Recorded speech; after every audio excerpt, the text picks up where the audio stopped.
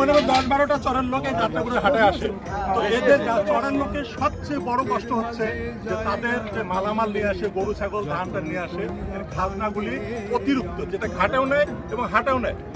এক বস্তা ধানের মধ্যে দেখা যায় যে ঘাটে 20 টাকা, হাটে 20 টাকা, তার মধ্যে এমনি ধানের দাম নাই। তা আমি আজকে চরের লোকের কাছ থেকে শুনবো আসলে ওনাদের কি কি কষ্ট, তাহলে আপনি বলেন তো।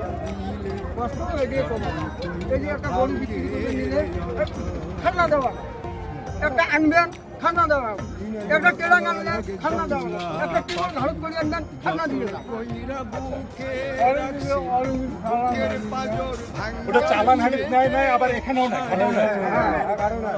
আমি এমপি মহোদয়ের কাছে বলছি যে আপনি নিজেও, আমি কুড়িগ্রাম সদরের আতিক মুজাহিদ ভাইকে বলছি যে আপনি নিজেও এখানে প্রতিশ্রুতি দিয়েছেন যে এই ঘাটের খাজনা মাফ করে দেবেন, কিন্তু অদ্যাবধি এখন পর্যন্ত এই চড়ার মানুষের এই কষ্টগুলি এখন পর্যন্ত লাঘব হয়নি।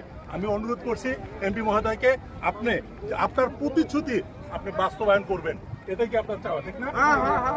ধন্যবাদ।